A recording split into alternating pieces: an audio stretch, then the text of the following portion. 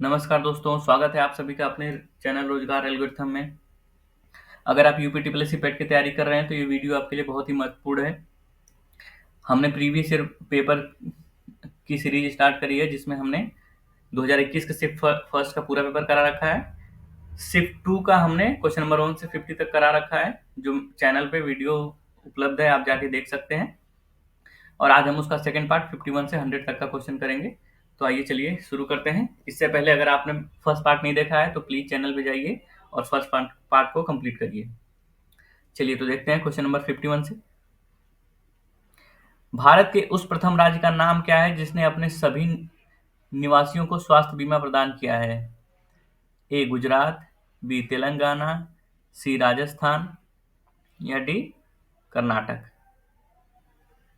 ये हो जाएगा आपका ऑप्शन नंबर सी, राजस्थान। चलिए चलते हैं नेक्स्ट क्वेश्चन पे। आरबीआई ने 22 जुलाई 2021 से किस भुगतान तंत्र को नए कार्ड जारी करने पर प्रतिबंध लगा दिया है? Option A Mastercard, option B Visa, option C RuPay और डी इनमें से कोई नहीं। तो ये आपका हो जाएगा ऑप्शन नंबर ए, मास्टर कार्ड। चलिए चलते हैं नेक्स्ट क्वेश्चन पे। योग के बारे में जागरूकता बढ़ाने के उद्देश्य से भारत में किसके द्वारा मोबाइल ऐप नमस्ते योग शुरू किया गया? ए स्वास्थ्य एवं परिवार कल्याण मंत्रालय, बी गृह मंत्रालय, सी आयुष मंत्रालय या डी इनमें से कोई नहीं। तो ये आपका हो जाएगा ऑप्शन नंबर सी, आयुष मंत्रालय। चलिए चलते हैं नेक्स्ट क्वेश्चन पे।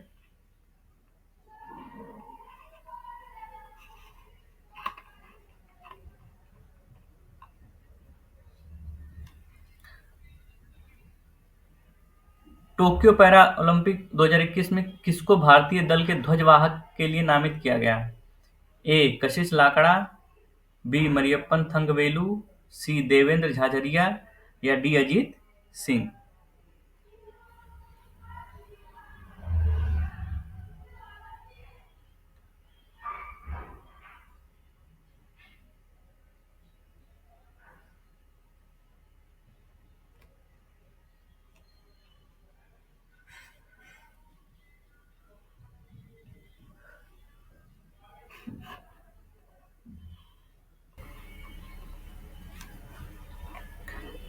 तो ये हो जाएगा आपका option number B, Mariyappan Thangavelu. चलिए चलते हैं नेक्स्ट क्वेश्चन पे। 2021-22 के दूसरे क्वार्टर जुलाई सितंबर के लिए सुकन्या समृद्धि खाते की ब्याज दर क्या है? ए 7.6, बी 6.6, सी 8.6 या डी 9.6। तो ये हो जाएगा आपका option number A, 7.6। Option A आपका बिल्कुल सही हो जाएगा। चलिए चलते हैं नेक्स्ट क्वेश्चन पे। भारतीय सेना ने कश्मीर में अपनी एक फायरिंग रेंज का नाम बॉलीवुड अभिनेत्री के नाम पर रखा है। ऑप्शन ए है ऐश्वर्या राय, बी प्रियंका चोपड़ा, सी दीपिका पादुकोण या डी विद्या बालन। तो ये हो जाएगा आपका option number D, Vidya Balan. चलिए चलते हैं नेक्स्ट क्वेश्चन पे। वर्ष 2021 के लिए किस देश का पासपोर्ट विश्व में सबसे शक्तिशाली पासपोर्ट की श्रेणी में सबसे ऊपर है? ए रूस, बी यूएस, सी भारत या डी जापान। ये हो जाएगा आपको ऑप्शन नंबर आपका डी सही हो जाएगा, जापान। चलिए चलते हैं नेक्स्ट क्वेश्चन पे।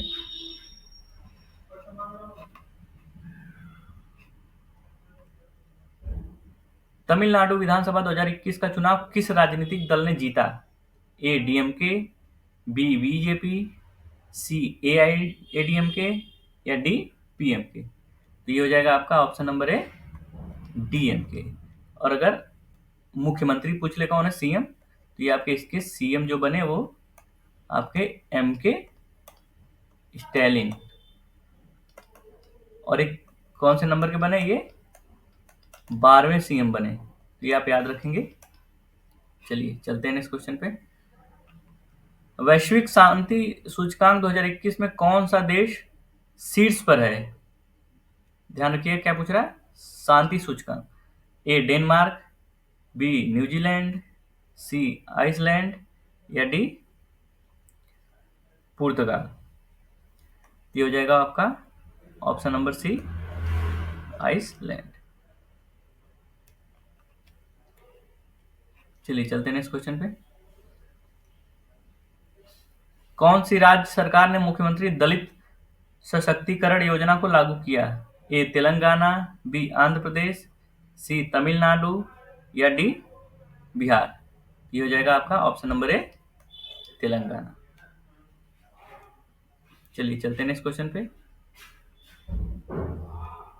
निम्न में से किस देश को थंडर ड्रैगन की भूमि के नाम से जाना जाता है? Option number A Japan, B Bhutan, C Nepal या डी श्रीलंका? तो हो जाएगा आपका ऑप्शन नंबर बी भूटान।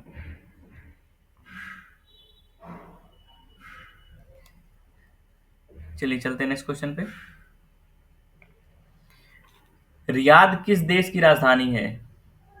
ए Myanmar, B Bangladesh, C Saudi Arabia या डी इनमें से कोई नहीं? ये हो जाएगा आपका option number A, sorry option number C Saudi अरब।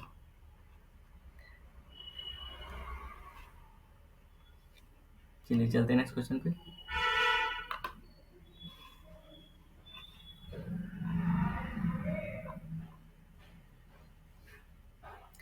क्षेत्रफल की दृष्टि से भारत का निम्न में से कौन सा राज्य सबसे छोटा है? ए सिक्किम, बी गोवा, सी मेघालय या डी मिजोरम?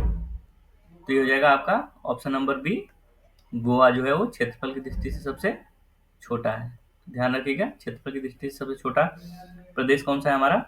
गोवा। चलिए चलते हैं नेक्स्ट क्वेश्चन पे। राज्यसभा के चुने हुए सदस्यों का कार्यकाल कितने वर्ष का होता है?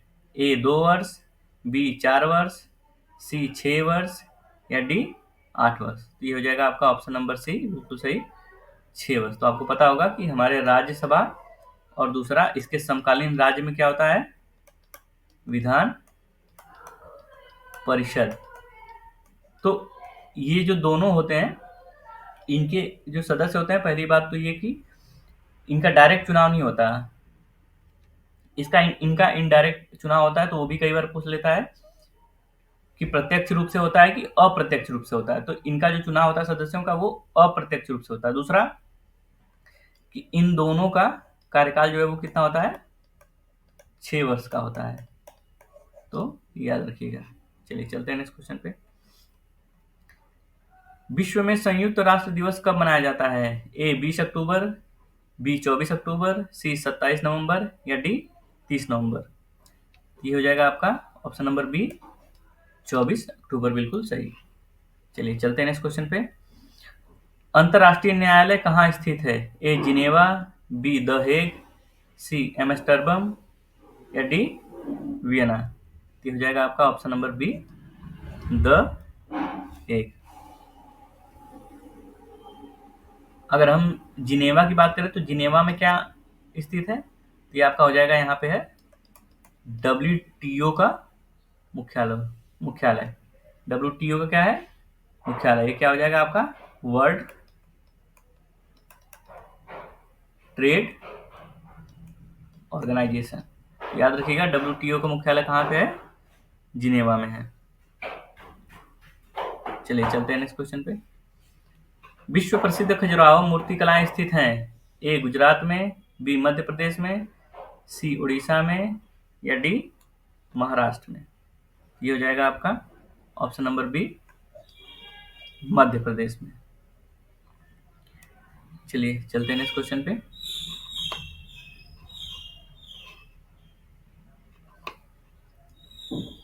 प्रसिद्ध नबकाले 12 उत्सव इनमें से किस राज्य से संबद्ध है?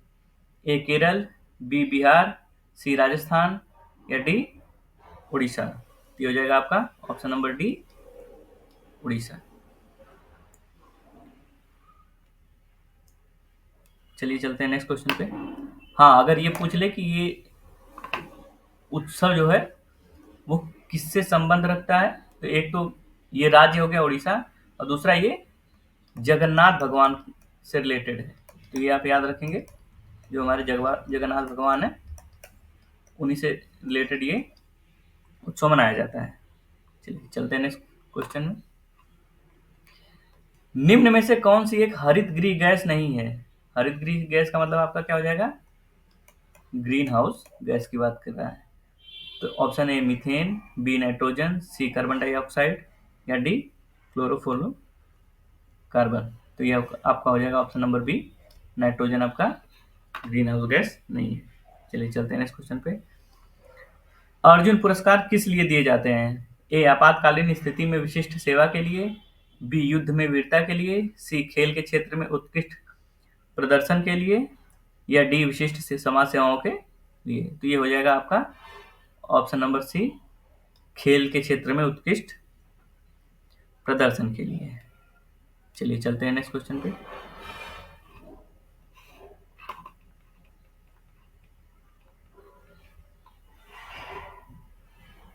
चलिए तो ये आपका पैराग्राफ आ गया है, ठीक है। क्वेश्चन देख लेते हैं, उस हिसाब से पढ़ते जाएंगे। उपर्युक्त गद्यांश में प्रयुक्त स्पृहणीय शब्द का अर्थ है, ठीक है। तो इसमें जो है पैराग्राफ हमें पढ़ने की आवश्यकता नहीं है, अगर आपको पता है तो ये हो जाएगा प्राप्त करने योग्य। अगर आप पढ़ना भी चाहें तो आप देख लीजिए,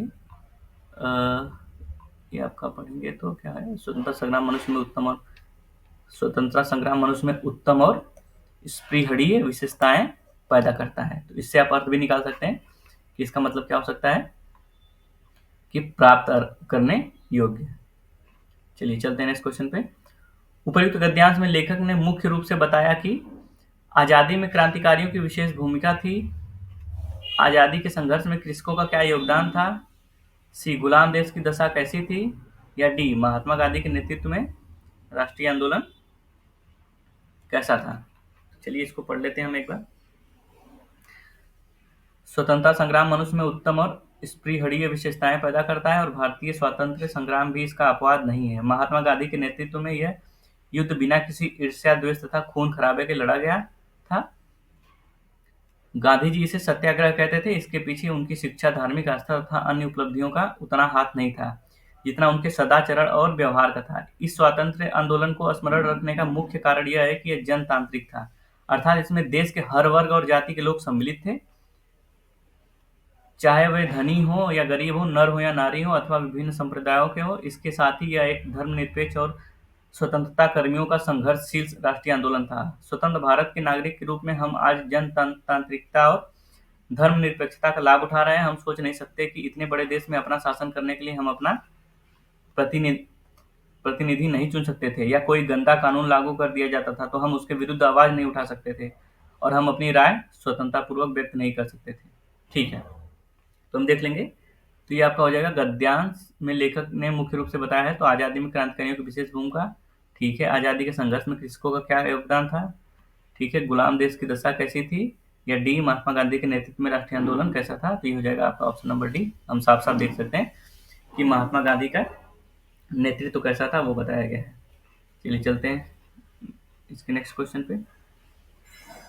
उपर्युक्त गद्यांश के लेखक का उद्देश्य क्या था? ए धार्मिक आस्था और सद्व्यवहार को बढ़ावा देना, बी भारतीय स्वतंत्रता संग्राम की विशेषता बताना, सी अंग्रेजी राज के दोष गिनाना या डी जनतांत्रिकता से हानि बताना।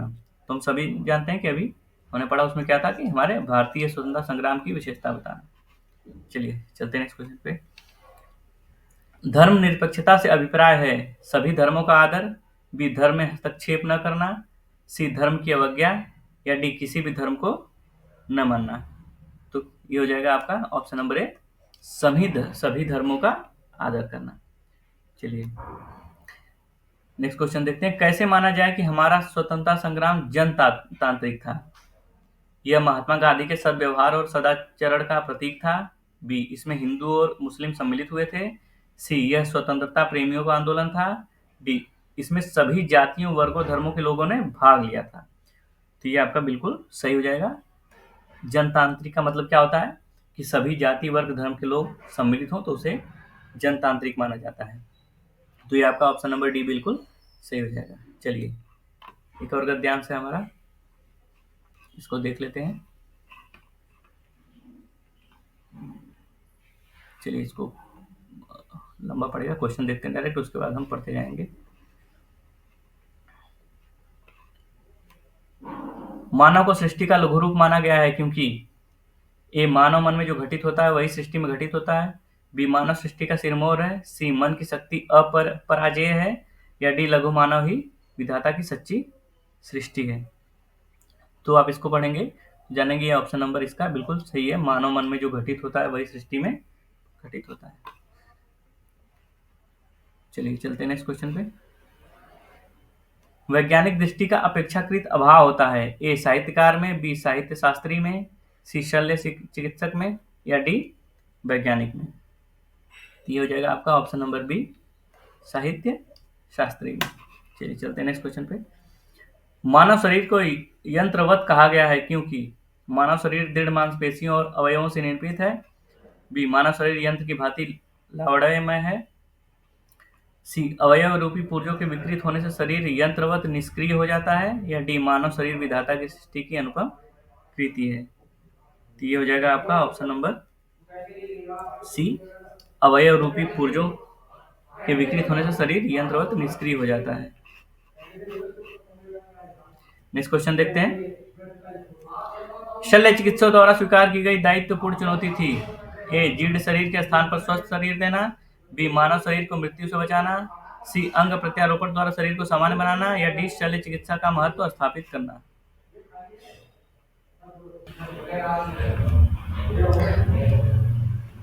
चलिए नेक्स्ट क्वेश्चन देखते हैं।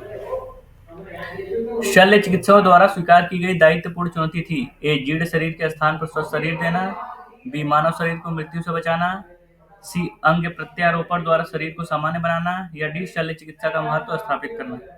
ये आपका हो जाएगा ऑप्शन नंबर सी, अंग प्रत्यारोपण द्वारा शरीर को सामान्य बनाना। चलिए नेक्स्ट क्वेश्चन पे देखते हैं। चलिए नेक्स्ट क्वेश्चन देखते हैं। ठीक है, ये हमारे ग्राफ का क्वेश्चन है। तो पहला क्वेश्चन देखते हैं। उत्पादन अधिकतम स्तर तक इस वर्ष घटा। ए 2012-13, बी 15-16, सी 16-17, या डी 19-20। ठीक है, तो हमें क्या देखना है, किस वर्ष सबसे ज्यादा घटा। ठीक है, तो पहले घटने का हम देख लेते हैं। तो यहाँ क्या हो रहा है, 3 घटा, उसके बाद यहाँ पे घट रहा है 98 से 60 हो रहा है, तो ये हो जाएगा आपका 38, और फिर यहाँ पे आपका ये हो जाएगा 10, और यहाँ भी घट रहा है आपका, तो हो जाएगा 5। तो सबसे ज्यादा 98 से 60 हो रहा है कहाँ पे, 15 और 16 में। ये हो जाएगा आपका ऑप्शन नंबर बी, 15 और 16 बिल्कुल सही। चलिए चलते हैं नेक्स्ट क्वेश्चन। उत्पादन में पिछले वर्ष की तुलना में वर्ष के दौरान अधिकतम वृद्धि हुई। ठीक है, इसके पहले हम सबसे ज्यादा घटने का देख रहे थे, अब वृद्धि देखना है। तो देख लेते हैं यहाँ कितना बढ़ रहा है, 12 2, ये 2 हो गया, यहाँ 14 है, ये 55 से 90 हो रहा है, तो 55 और 5 कितना हो जाएगा, 60, 30, ये आपका 35 हो जाएगा। और फिर कहाँ बढ़ रहा है, हाँ यहाँ पे ये 8 हो जाएगा आपका, यहाँ पे आपका 55 80, ये आपका 25 हो जाएगा, ये 10 हो जाएगा। तो सबसे ज्यादा कहाँ बढ़ रहा है आपका, 13 से 14 में। तो आपका ऑप्शन नंबर ए बिल्कुल सही हो जाएगा, 13 से 14। चलिए नेक्स्ट क्वेश्चन देखते हैं। प्रथम 3 वर्ष दौरान औसत उत्पादन क्या था। ठीक है, तो प्रथम 3 वर्ष का हमें औसत निकालना है। तो पहला 3 वर्ष क्या हो जाएगा आपका, 44 42 और 58 है, तो ये आपका 42 प्लस 44 प्लस 58/3 करना है आपको। तो इसको जोड़ लीजिए, तो ये आपको हो जाएगा 144/3, तो ये आपका आ जाएगा 48 आंसर। तो आपका देख लेते हैं, हाँ ऑप्शन नंबर सी 48 बिल्कुल सही है।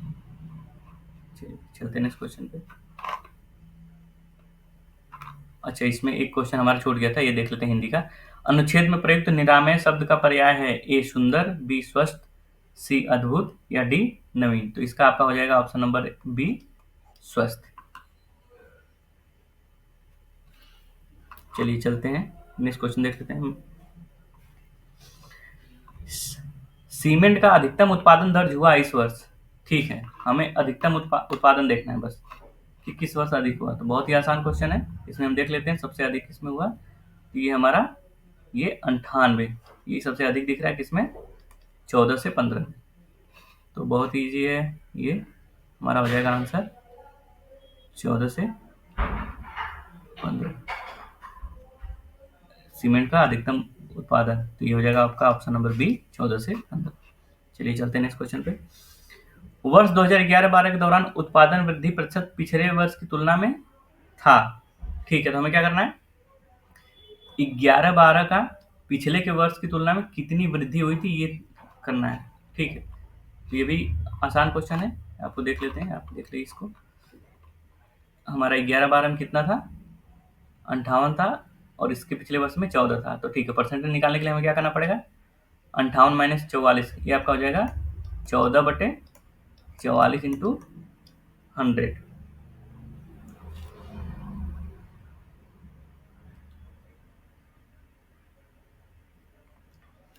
ये आपका हो जाएगा लगभग आ जाएगा 31.8%। तो आपका आ गया क्या, 31.8%। देख लेते हैं, तो ठीक है, ऑप्शन नंबर है 31.8% आपका बिल्कुल सही हो जाएगा। चलिए चलते हैं नेक्स्ट क्वेश्चन पे। ठीक है, आपका ये भी एक ग्राफ का क्वेश्चन है, देख लेते हैं क्वेश्चन, देख लेते हैं, उसके हिसाब से फिर हम देखते जाएंगे। वर्ष 2014-15 से 2015-16 के दौरान एक्स के आयात में वृद्धि प्रतिशत निकालना है। ठीक है, तो हमारा 15-16 क्या है, 1200 है, और 14-15 900 है। हमें प्रतिशत वृद्धि निकालना है, तो सिंपल क्या करेंगे, 12 में से 900 घटाएंगे, कितना बचेगा हमारा 300 बटे क्या करेंगे 900 इंटू 100। तो ये 3 गया 100/3, मतलब आपका 33.33 के आसपास आ जाएगा। ये आपका ऑप्शन नंबर बी बिल्कुल सही हो जाएगा। चलिए चलते हैं नेक्स्ट क्वेश्चन पे।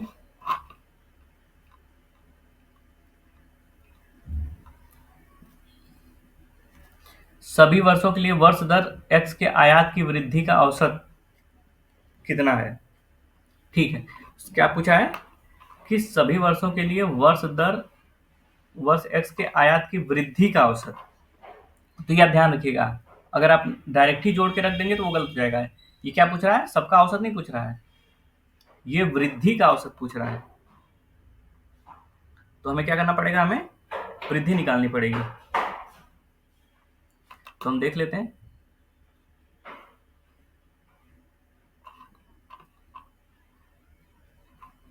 एक मिनट।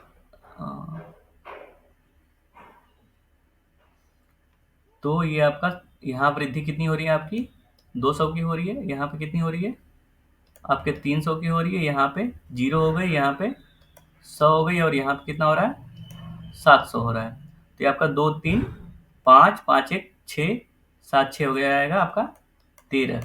तो 1300 आपकी वृद्धि है, और वृद्धि कितनी हो गई 1 2 3 4 5। तो औसत निकालेंगे, डिवाइडेड बाई 5 कर देंगे, तो आपको कितना आ जाएगा, ये हो जाएगा 5 दूनी 10, 5 छक्का 30। ठीक है, 260। तो देख लेते हैं, ये आपका ऑप्शन नंबर है 260 बिल्कुल सही हो जाएगा।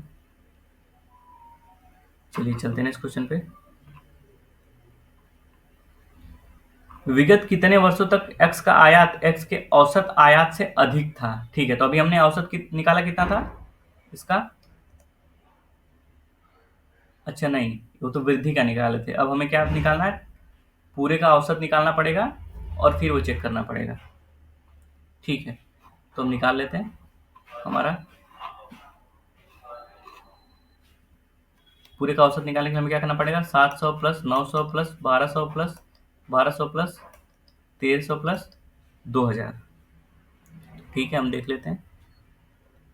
चलिए ये आपका कितना हो जाएगा, 9 7 16, 16 12 आपका हो जाएगा 28, 28 और 12 हो जाएगा 28 2 30 10 40, 40 और 13 हो जाएगा आपका 53, 53 और 20 आपका कितना हो जाएगा 73। ठीक है, तो आपका कितना हो जाएगा 7300, डिवाइडेड बाई कितना हो गया आपका 1 2 3 4 5 6, ये आपका 6 हो जाएगा। तो औसत निकाल लेते हैं।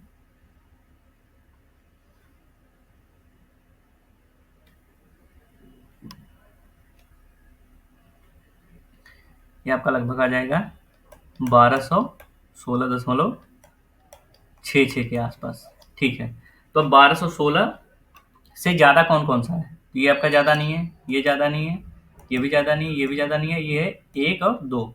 तो क्या पूछा है कि हमारा औसत से कितने ज़्यादा हैं? ठीक है, तो आपके कितने ज़्यादा हैं? 2 ही ज़्यादा हैं, 1300 और 2000। तो ये आपका ऑप्शन नंबर बी बिल्कुल सही हो जाएगा। चलिए चलते हैं नेक्स्ट क्वेश्चन पे। वर्ष 2018-19 के दौरान एक्स के आयात में प्रतिशत वृद्धि सभी वर्षों के एक्स के आयात के उसके औसत से कितनी है?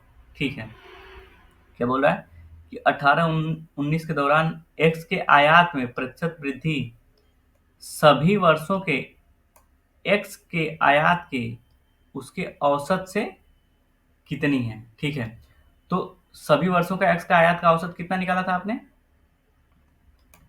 1216.66 के आसपास निकाला था आपने। अब क्या पूछ रहा है कि 18-19, तो 18-19 का हम देख लेते हैं कितना है, 2000 है। ठीक है, तो हमारा सिंपल क्या करना है, हम करेंगे 2000 माइनस 1216.66 डिवाइडेड बाई आपका हो जाएगा 1216.66 इंटू आप कर देंगे, माफ करिएगा, इंटू आप कर देंगे 100।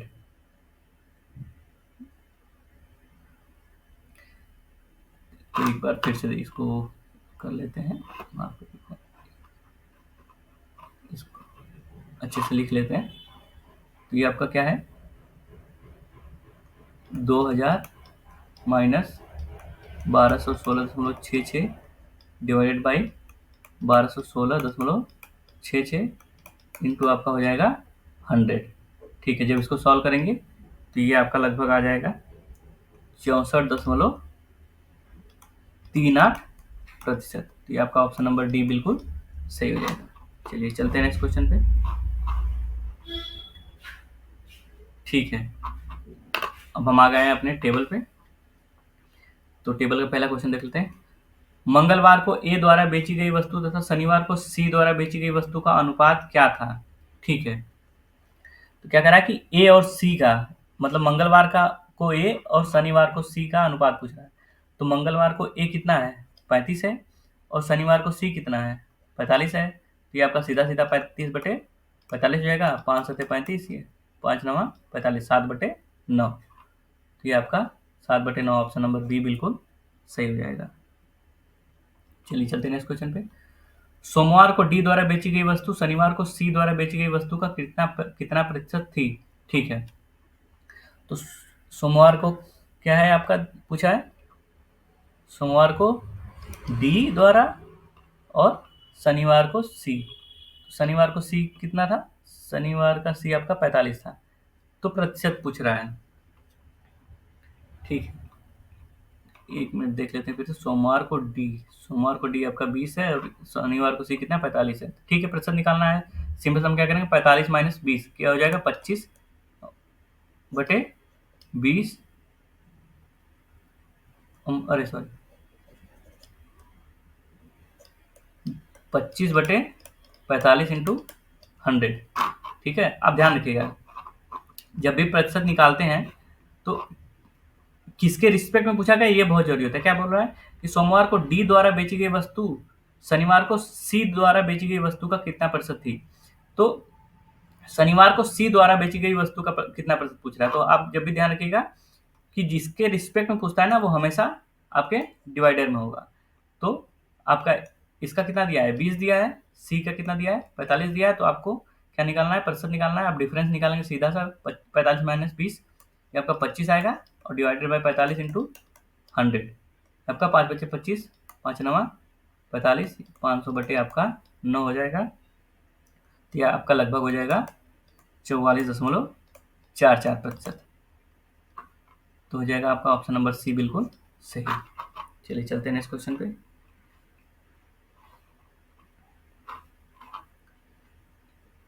बी सी डी द्वारा क्रमशः सोमवार, मंगलवार तथा शनिवार को बेची गई वस्तुओं का औसत क्या है?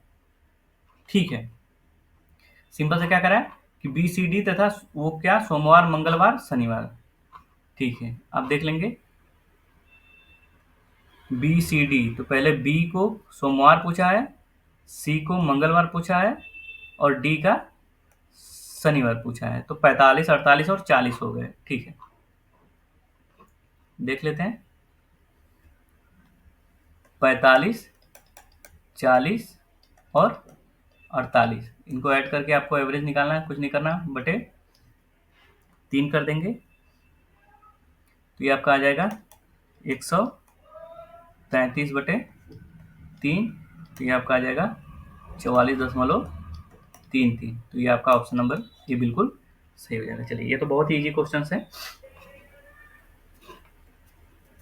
चलिए नेक्स्ट क्वेश्चन देखते हैं। सप्ताह के सभी 4 दिनों में डी वस्तु की बिक्री की तुलना में बी वस्तु की बिक्री में कितने प्रतिशत की वृद्धि आई है? ठीक है, तो हमें क्या करना है कि चारों दिन की बात कर रहा है, तो पहले हम डी का निकालेंगे। डी का क्या होगा आपका चारों दिन का? 20 प्लस 26 प्लस 41 प्लस आपका 40। तो ये आपका हो जाएगा 127। अब हम बी की बात कर लेते हैं। तो बी में कितना है? 45, 50, 28 और 40। तो ये आपका 45 प्लस 50 प्लस 28 और प्लस 40। तो ये आपको टोटल कितना हो गया? 163। अब क्या पूछ रहा है? बी की तुलना में डी का प्रतिशत पूछ रहा है। ठीक है, सॉरी, डी की तुलना में बी का प्रतिशत पूछ रहा है। तो आपको सिंपल से क्या करना है, पहले तो डिफरेंस निकालेंगे। 63 माइनस 27, तो ये आपका हो जाएगा 163 माइनस 127 डिवाइडेड बाई आप 127 इंटू 100 करेंगे। तो ये आपका लगभग आ जाएगा 28.3%। तो ये हो जाएगा आपका ऑप्शन नंबर डी बिल्कुल सही। चलिए चलते हैं नेक्स्ट क्वेश्चन पे। सोमवार को बेची गई वस्तुओं की औसत और शुक्रवार को बेची गई वस्तुओं के औसत के मध्य कितना अंतर है? ठीक है, ये बहुत ही आसान क्वेश्चन है। सबसे पहले हमें बस औसत निकालना लेना है, कब? सोमवार के लिए और शुक्रवार के लिए, और उनके बीच का औसत, अरे सॉरी, डिफरेंस या अंतर बता देना है। तो किसका इसका बात करा? सोमवार और शुक्रवार का। तो सोमवार का क्या हो जाएगा? 40 प्लस 45 प्लस 25 प्लस 20। तो आपका अगर इसकी बात देखें तो 40 प्लस 45 प्लस 25 प्लस 20 और डिवाइडेड बाई हम क्या कर देंगे? 4 कर देंगे। तो ये आपका 40 प्लस 45 हो जाएगा 85, 85 5 आपका हो गया 90, 9 2 11 आपका 110 हो गया। 110 और 20 130 हो गया। तो 130 और बटे 4 कर देंगे आप, तो ये हो जाएगा 4 तिहाई 12। ठीक है, ये डेसिमल में आ रहा है, तो अब अभी इसको 2 से काटते हैं। क्या हो जाएगा आपका? 65/2 आ रहा है। ठीक है, तो 65/2 का मतलब आपका कितना हो जाएगा? 32.5। ठीक है, अब किसका निकालना है हमें? शुक्रवार का निकालना है ना। 25 प्लस 28 प्लस 15 प्लस 41। ठीक है,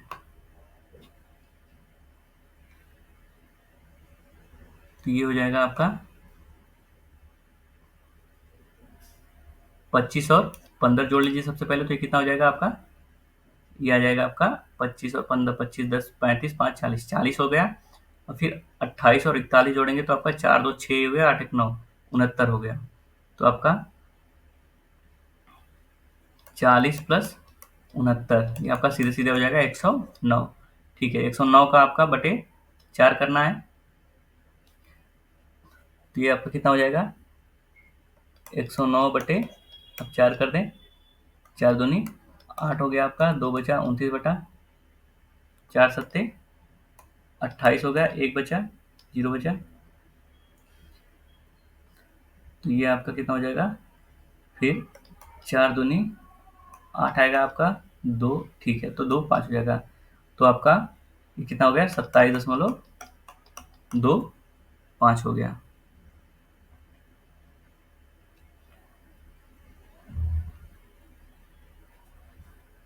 ठीक है, तो अब माइनस, अब क्या करना है आपको, डिफरेंस निकालना है। तो सिंपल से क्या करेंगे, आपको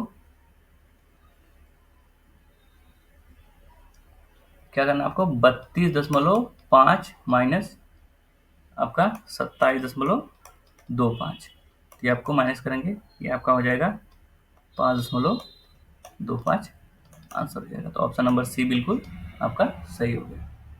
चलिए चलते हैं नेक्स्ट क्वेश्चन पे। ठीक है, ये भी एक तालिका है, तो इसको देख लेते हैं।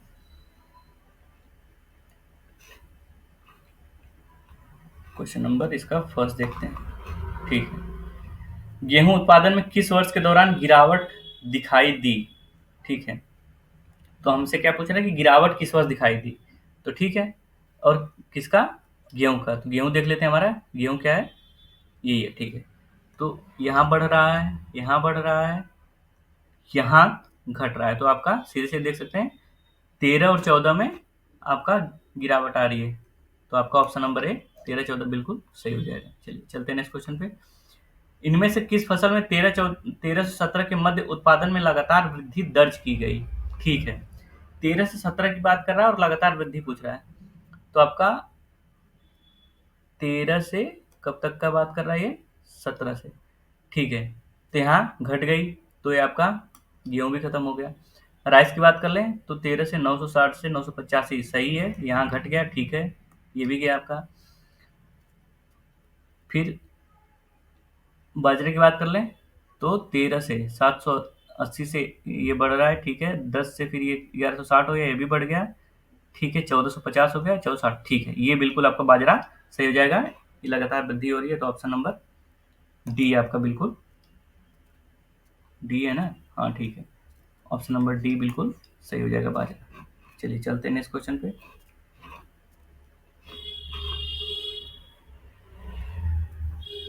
दो हजार 10-11 से 2016-17 की अवधि के मध्य आलू का औसत उत्पादन कितना था। ठीक है, आलू का औसत उत्पादन देखना है और किसके किसके मध्य देखना है, 11 से 16-17।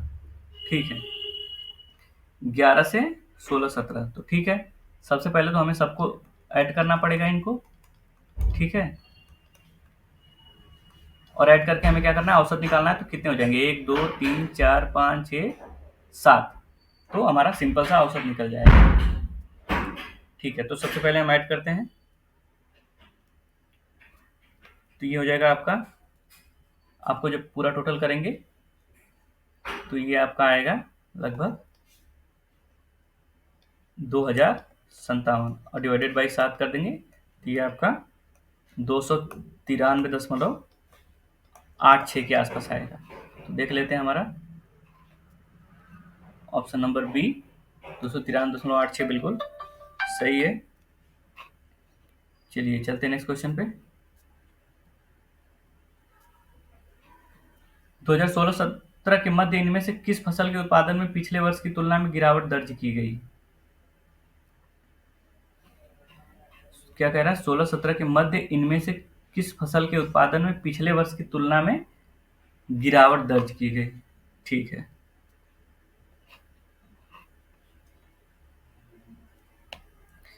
तो 16-17 के मध्य पिछले वर्ष की तुलना में गिरावट।